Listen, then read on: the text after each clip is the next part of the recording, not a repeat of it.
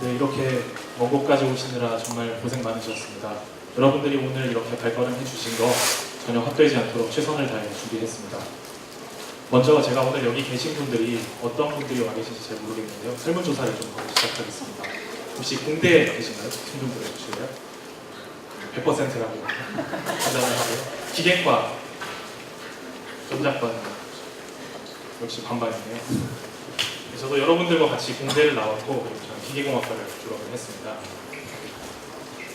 그래서 이제 사실은 저도 입사한 지 그렇게 오래되진 않았어요. 오래되지 않아서 아직 제 주변의 친구들도 저에게 이런 질문을 하곤 합니다. 현대자동차가 채용 방식이 직무 중심으로 바뀌었는데 내가 설계나 평가나 해석이나 이런 부분 중에서 어느 부분을 지원을 해야 조금이라도 합격 확률이 올라가냐 이렇게 질문을 합니다. 그러면 저는 그때마다 이렇게 대답을 해줍니다. 그렇게 조금이라도 합격 확률을 높은 직무를 찾기보다는 만약에 정말로 입사를 해서 행복하게 일할 수 있는 직무로 지원을 해라라고 말을 해줍니다. 왜냐하면 제가 실제로 연구소에서 일을 해보니까 저는 지금 설계라는 직무가 정말 잘 맞아서 행복하게 일을 하고 있습니다. 하지만 저와 맞지 않는 직무를 억지로 들어가서 일을 했다면 정말로 제가 불행했을 것 같다는 생각이 들었기 때문에 친구들한테 이렇게 얘기를 해주고 있습니다. 그래서 여러분들께도 똑같은 말씀을 드리고 싶습니다. 오늘 이 공부 PR 자리를 통해서 조금이라도 합격 확률이 높은 곳을 찾기보다는 여러분이 정말로 들어가서 행복하게 일할 수 있는 직무가 어떤 건지 설명을 잘 들으시길 부탁드리겠습니다.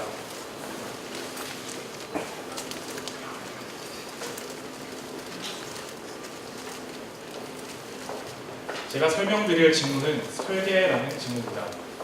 여러분들과 마찬가지로 사실 저도 대학생 시절 때는 설계에 대해서 그렇게 좋지 못한 시선을 가지고 있었습니다. 수업을 수강 신청을 하면은 학기 초에 설계 프로젝트가 있다 이런 소식을 나중에 보통 알려주잖아요. 그렇게 되면 걱정이 앞섰습니다. 왜냐하면 설계 프로젝트는 항상 팀플과 함께였거든요. 팀플을 한다고 이제 그런 소식을 들으면 가장 먼저 조장을 정하는 눈치 게임부터 시작을 해서 매주 다가오는 팀플날의 압박감, 그리고 팀플할 공간을 찾지 못해서 고민에 고민을 거듭하다가 역시 팀플은 창의력이 제일이지 이러면서 결국은 술집으로 향하는 저의 이런 모습이 반복되다 보니까 사실 설계에 대해서 그렇게 좋은 인상을 가지고 있지 못했습니다. 그리고 이번 기회를 통해서 설계에 대해서 이렇게 막연한 부정적인 인식을 좀 여러분들에게 설명을 드리고자 설계에 대해서 아주 깊게 생각하는 그런 기회를 가졌습니다. 그래서 쉽게 설명하기 위해서 설계를 좀 한 문장으로 표현을 해보자 생각을 해봤는데 사실 쉽지가 않더라고요. 나중에 설명을 드리겠지만 설계는 단순하게 도면을 그리는 것뿐만 아니라 차량 개발의 전 프로세스에 관여하므로 업무의 범위가 굉장히 넓습니다. 그래서 한 문장으로 표현하는 게 굉장히 어려웠지만 오늘은 제 시간 20분 정도 있으니까 이렇게 간단하게 표현을 해봤습니다. 설계의 도면을 생각을 담아서 스케치하는 일, 이것이 설계라고 할 수 있는데요. 그렇다면 설계 도면에 어떤 생각을 담아야 하는지 여러분들께 말씀드리겠습니다. 목차입니다. 가장 처음에는 차량 개발 프로세스에 맞춰서 설계가 어떤 일을 하는지 설명을 드리겠고요. 두 번째로는 설계를 하면서 어떤 좋은 점을, 어떤 자부심을 느끼는지 말씀드리겠습니다. 그리고 세 번째는 시간이 허락을 한다면 요새 4차 산업혁명이라고 말이 많은데 미래의 설계는 어떻게 바뀔까? 설계에 설 자리는 있을지 제 생각을 말씀드리겠고요. 마지막은 여러분들 중에 정말로 제 동료로 같이 일했으면 좋을 것 같은 이런 분들이 어떤 분들인지 제 생각을 말씀드리겠습니다.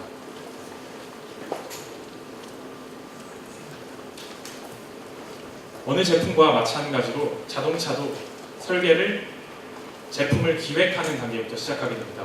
상품팀이나 기획팀에서 어떤 자동차를 만들겠다고 이렇게 주문이 들어오게 됩니다. 이번 그랜저는 여러분들이 잘 아시겠지만 구매층을 조금 연령층을 낮게 잡아서 젊고 스포티한 자동차를 만들기로 결정을 했습니다라고 이제 기획을 하게 됩니다. 그러면 설계자의 업무는 바로 이 기획 단계부터 시작하게 되는데요. 설계 계획 단계라고 부릅니다. 이때는 설계자는 각자 자신이 맡고 있는 부품이 있습니다. 예를 들어서 저는 자동차의 엔진 사운드를 줄여주고 고객이 듣기 좋은 소리로 바꿔주는 머플러 시스템을 설계를 하고 있는데요. 이렇게 젊어진 그랜저를 위해서 이 머플러 시스템이 무엇을 할 수 있을까 생각을 합니다. 예를 들어서 스포티한 주행 감각을 위해서 스포티한 사운드를 내기 위해서 가변 머플러 시스템이라는 신규 부품을 도입하겠습니다 라고 상품 제안을 하게 됩니다. 이렇게 때에 따라서는 신규 상품을 제안을 하기도 하고 기존에 있던 상품을 삭제를 하기도 하고요. 기존에 부족했던 부분을 개선을 하기도 합니다.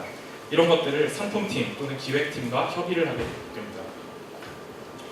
기본적으로 이제 그랜저에 신형 그랜저에 어떤 제품, 어떤 부품들이 들어갈지 결정이 된다면 구체적으로 설계하기 위한 자원들을 확보합니다.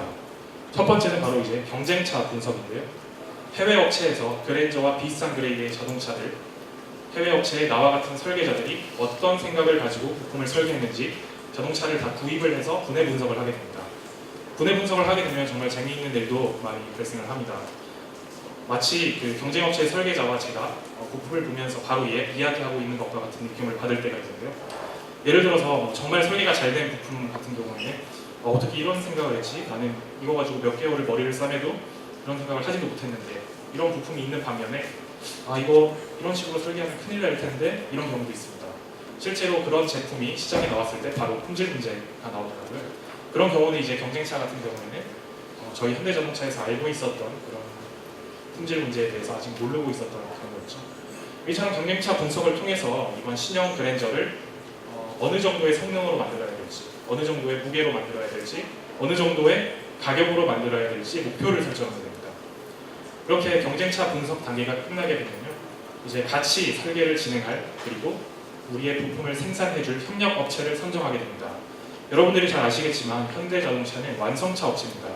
각각의 부품 업체들에서 생산한 부품들을 조립을 한다고 보시면 되는데요. 그래서 전 세계에 있는 업체들 중에서 내가 도입하고자 하는 부품을 가장 잘 개발하고 가장 잘 생산할 수 있는 업체를 구매팀과 같이 선정을 하게 됩니다. 이 경우에 때에 따라서는 해외에 있는 인류 업체를 방문을 해서 연구소와 생산 라인을 점검하기도 하고요. 여러 가지 협의를 통해서 정말로 이 업체가 우리 부품을 잘 개발할 수 있는 능력이 되는지 확인을 하게 됩니다. 그리고 마지막으로는 이제 설계를 하는데 필요한 비용, 그리고 시험차, 그리고 얼마만큼의 일정이 들지 이런 것들을 최종적으로 조율을 하게 되면 설계 계획 단계가 끝나게 됩니다. 설계 계획 단계가 끝나게 되면 여러분들이 학교에서 설계 프로젝트를 하는 것과 같이 본격적인 설계 단계가 시작하는데요. 하지만 회사에서는 이제 무작정 설계를 들어가기보다는 가장 처음에 패키지 설계라는 단계를 거치게 됩니다. 현대의 소나타와 기아의 K5는 같은 플랫폼을 공유를 하고 있습니다. 이 플랫폼은 부품들 간의 조합 공식이라고 할 수 있는데요. 이 부품들 간의 조합 공식은 차량의 기본적인 한계 성능과 그리고 가격을 결정하게 됩니다. K5와 소나타가 비슷한 성능과 비슷한 가격대를 내는 것을 보면 잘 아실 수 있을 것입니다. 만약에 이 패키지 설계 단계에서 잘못 설계하게 된다면 차량의 한계 성능은 떨어지게 되고 가격은 비싸지게 될 것입니다. 따라서 이 패키지 설계 단계부터 매우 신중하게 접근을 해야 되는데요. 제품의 컨셉에 맞게 각각의 이 부품들을 설계하는 설계 담당자들은 이 경쟁차 대비 출력 상승을 이루기 위해서 예로 든 것입니다. 출력 상승을 하기 위해서 정확히 얼마만큼의 내 부품에 공간이 필요하며 얼마만큼의 성능이 필요한지 정확하게 예측을 하게 됩니다. 예측을 하는 근거는 보통 선행 해석을 통해서 이루어지고요. 과거의 설계 경험이나 문헌, 논문 등을 참조하기도 합니다. 이렇게 정확한 예측을 통해서 우리의 부품이 예를 들어서 30m 정도의 공간이 필요하다라고 이제 결정이 나면 주변에 수많은 부품을 담당하는 설계자들과 협의를 반복하게 됩니다. 제한된 공간 내에서 최대한의 효율을 뽑아내기 위해서 협력을 하는 것이죠.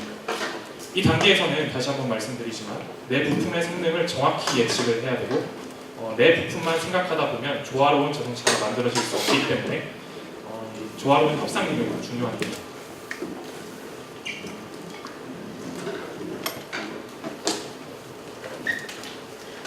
이렇게 내 부품을 설계할 전체적인 공간이 정해졌다면요, 본격적으로 부품을 어떻게 설계할지 결정하게 됩니다. 역시 처음에는 아무런 정보도 없기 때문에 그리고 다른 부품도 아직 설계 중이기 때문에 아직 시험 자동차는 없는 상태입니다. 시험할 수 있는 자동차가 없기 때문에 이때는 내 부품을 실제 자동차에 적용을 했을 때 내 부품이 얼마만큼의 성능을 발휘할지 예측을 해서 설계를 진행하게 됩니다. 예측을 하는 대표적인 방법은 앞선 단계와 마찬가지로 주로 해석이나 설계 가이드를 통해서 예측을 하게 됩니다. 이렇게 해석을 해보면 보통 여러분들이 학교에서 설계 프로젝트를 할 때 겪는 비슷한 문제를 저희도 겪고 있습니다. 예를 들어서 특정 부위의 강성이 부족하다든지 특정 부위의 성형성이 안 나온다든지 부식이 심하게 된다든지 이런 문제들을 예측을 할 수 있고 해결 방법도 공학적으로 접근을 합니다. 간단하게 두께를 증대를 시킨다든지 형상을 부드럽게 수정을 한다든지 또는 재질을 바꾼다든지 이런 일련의 활동을 통해서 최적화 작업을 진행을 하게 됩니다. 다만 최적화 작업을 진행함에 있어서 우리는 자동차를 판매를 시켜야 되기 때문에 품질, 원가, 성능 어느 한 부분 부족함 없이 세 부분 모두 만족하게 개발을 하고 있습니다. 이렇게 1차적으로 최적화 작업이 진행이 됐다면요. 이것을 임시금형을 통해서 시제품을 만들게 됩니다. 시제품을 만들게 된 다음에 이 시제품이 정말로 내가 설계된 대로 잘 나왔는지 평가를 하게 되는데요. 이때는 말씀드렸다시피 시험 자동차가 없기 때문에 부품 단위로 평가를 하게 됩니다. 평가 모드는 예를 들자면 100도의 온도에서 100만 시간 동안 재질의 물성치가 변화 없을 것과 같이 실제 자동차를 모사한 단품 상태의 평가로 이렇게 평가를 진행을 하게 되는데 이 평가 모드 또한 평가자가 만드는 것이 아니라 여러분들 설계자가 만들게 됩니다. 마지막으로 이 단품 평가까지 통과하게 된다면 도면에 반영하게 되고요.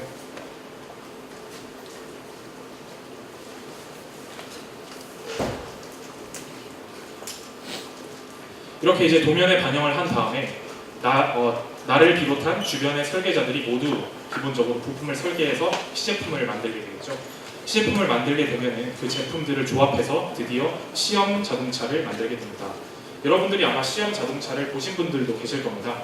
운전을 하고 다니다 보면은 약간 엉성하게 생긴 자동차의 디자인을 가리기 위해서 검정색 위장막으로 위장을 하고 다니는 자동차가 있거든요.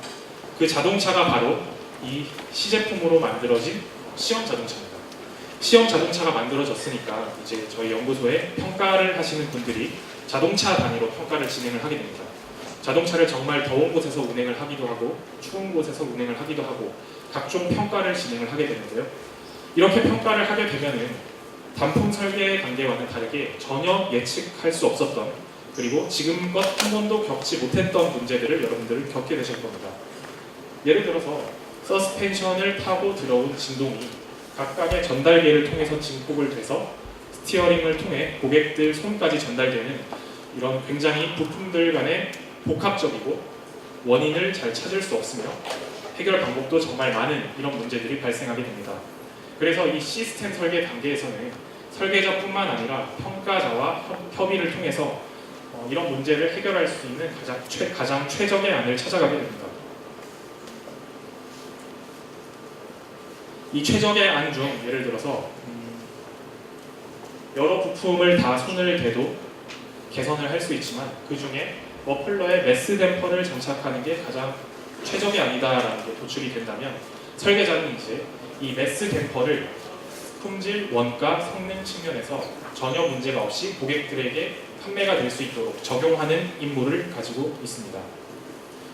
이때도 개발 단계는 앞선 단계와 비슷합니다.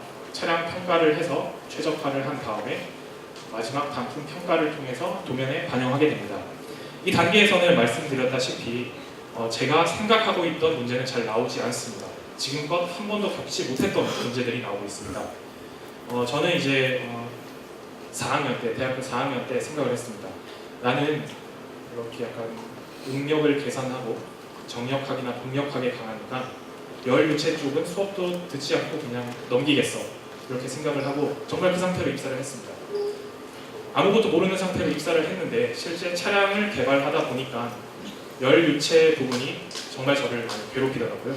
그래서 지금은 열유체 부분에 관심을 많이 가지게 돼서 오히려 앞서 말씀드렸던 정력학, 동력학보다 더 많은 시간을 그쪽에 할애를 하고 관심을 가지고 있습니다.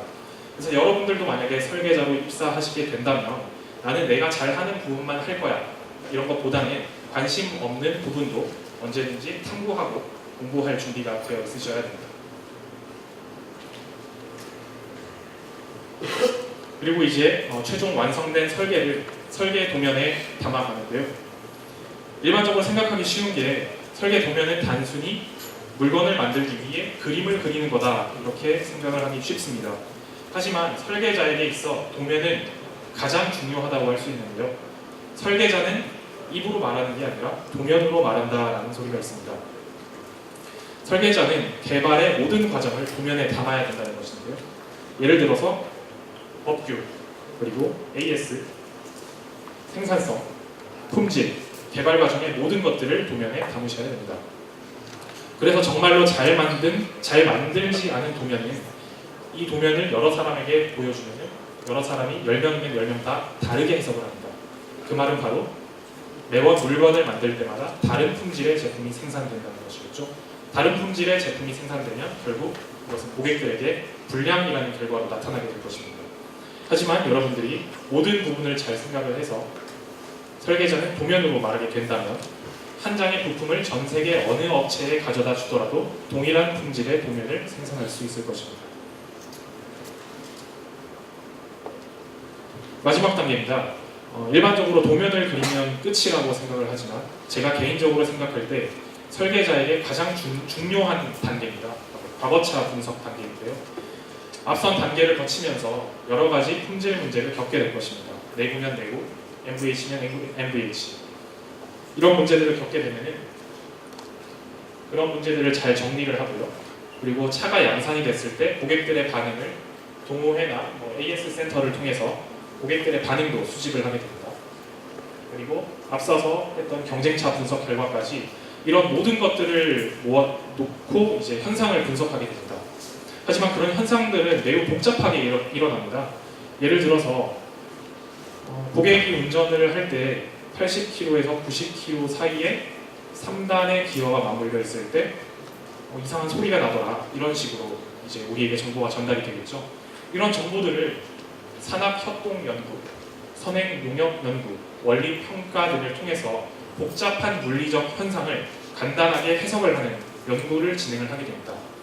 이 연구를 통해서 이와 같이 간단한 결론을 얻어냅니다. 고속 기류음을 방지하기 위해서 무슨 조건으로 설계할 것과 같은 현대자동차의 자산을 만드는 것이죠. 이런 걸 바로 설계 가이드라고 하고요. 마찬가지로 이런 문제를 또다시 겪지 않기 위해서 해석을 어떻게 할 건지 해석 가이드를 만들기도 하고요. 단품 평가 조건, 아까 말씀드렸듯이 100시간 조건에서 100도 조건에서 100시간 동안 문제 없을 것과 같은 시험 조건을 이제 100시간에서 120시간으로 늘린다든지 이런 과정을 겪게 됩니다. 그래서 이런 과정에서 설계자만의 특권이라고 할 수 있죠. 이 부품에 대한 특허권이나 그리고 논문 작성도 부가적으로 많이 하게 됩니다. 네, 개발 프로세스를 정리하자면 설계는 차량 개발의 처음부터 끝까지 중심에서 수많은 부서와 협력하여서 최적의 부품을 스케치하는 작업이라고 정리할 수 있겠습니다. 그렇다면 설계를 하면서 어떤 점이 저에게 좋게 다가왔고 여러분들에게 좋게 다가갈지 말씀드리겠습니다. 말씀드렸다시피 설계는 기획 단계, 차량 개발의 첫 번째 단계부터 AS 단계, 차량 개발의 마지막 단계까지 가로지르는 업무를 수행하게 됩니다. 그래서 여러분들은 자연스럽게 차량 개발의 전 과정을 제일 일선에서 터득하게 되고요. 이 차량 개발의 과정을 몸으로 잘 느끼고 있다는 것은 현대자동차에서 훌륭한 엔지니어로 성장하는 데 큰 밑거름이 될 것입니다. 그리고 이런 연구 결과가 있습니다. 어떤 제품을 만들 때 설계에 필요한 비용은 5%밖에 되지 않습니다. 설계를 하는 사람의 인건비 정도가 되겠죠. 하지만 실제로 제품에 끼치는 영향력은 70%가 넘는다고 합니다. 즉, 공장 전체를 다 뜯어 고치는 것보다 여러분들이 도면 한 문장을 바꾸는 것이 더 파워풀할 수도 있다는 것입니다. 이처럼 여러분들이 설계자로 입사를 하게 된다면 차량 개발의 일선에서 그리고 아주 핵심적인 업무를 수행하는 엔지니어로 성장하실 수 있습니다. 두 번째는 바로 다양하고 새로운 경험을 한다는 것인데요. 평가나 다른 부분과는 다르게 설계는 부품 단위의 업무를 수행하기 때문에 그 부품은 우리 자동차는 수만 가지의 상황에 놓이게 되지 않습니까? 예를 들자면 한 가지 부품이라도 이렇게 많은 부분에 노출될 수가 있습니다. 그때마다 설계자 여러분들은 이런 부분에 대해서 각 자신이 잘 모르거나 강하지 않더라도 관심을 가지고 설계를 진행하게 되므로 다양한 부분에서 능통한 제너럴리스트라고 하죠. 또는 하이퍼 엔지니어라고 하는데요. 다양한 부분에 대해서 식견이 있고 어느 정도 이제 개선 활동을 할 수 있는 그런 엔지니어가 될 수 있습니다. 마지막입니다. 저는 어렸을 적에 취미가 다들 갖겠지만 레고 만들기, 과학상자 만들기, 미니카 만들기 이런 거였던 시절이 있습니다. 여기 계신 분들, 제가 아까 여쭤보니까 대부분 공대였는데 저랑 비슷한 취미를 가지셨던 분들이 많을 거라고 생각을 합니다. 무언가를 새로 만든다는 건 정말 흥미있는 일이고 가슴 뛰는 일입니다. 그런데 모든 직무 중에 설계자만이 도면을 그릴 수 있고요. 도면을 바꿀 수 있습니다. 여러분들이 자동차의 설계를 바꾸고 여러분들이 자동차를 설계하는 겁니다. 여러분들이 자동차를 만드는 것입니다. 물론 혼자서 만드는 건 아니지만요. 그리고 여러분들이 이렇게 만든 자동차는 직접적으로 고객에게 평가받게 됩니다. 요즘 유튜브를 보면은 국내에도 이런 자동차 매체들이 정말 많은데요. 저는 취미로 이런 것들을 보고 있습니다. 정말 재밌는데 사실은 안 좋은 지적을 많이 해주시는 부분도 많아요. 이런 부분은 잘못됐다, 이런 부분은 성능이 안 좋다 이렇게 설계를 지적을 하시는 분들도 많은데 가끔 가다가 여기는 정말 설계가 잘 됐다, 여기는 설계가 잘 돼서 성능이 이렇게 잘 나올 수밖에 없다 이런 평가가 나오면 물론 제 부품이 아니더라도 그렇게 뿌듯할 수가 없습니다. 여러분들도 여러분들이 설계한 제품, 여러분들이 직접 디자인한 제품이 고객들에게 나가서 이렇게 좋은 평가를 받게 된다면 힘든 회사 생활 중간에 정말 좋은 피드백이 될 것이고 행복하게 일하실 수 있을 것입니다. 미래 설계에 대해 잠시 미래 설계는 시간 관계상 넘어가도록 하겠습니다. 마지막입니다. 이제 설계자 또는 이제 다른 직무로 입사를 하시게 될 텐데 정말로 제 동료가 되실 분들은 이런 분들이셨으면 좋겠습니다. 현대자동차에 정말 다양한 인재들도 많고 전문가들도 많고요. 그리고 다양한 엔지니어링 툴도 많이 준비가 되어 있습니다. 그리고 설계는 모든 분야를 다 접한다고 했는데 사실상 모든 분야에 다 전문가가 되기라는 불가능합니다. 저도 그렇고요. 지금 같이 설계를 하시는 분들도 모든 분야에 대해 다 알지 못합니다. 그래서 여러분들도 지금 모든 분야에 다 알고 있다를 어필하시기보다는 모든 분야에서 다 알아갈 의지와 책임감이 있는 분들이 제 동료로 오셨으면 좋겠습니다. 네, 지금까지 설계 직무 PR이었고요.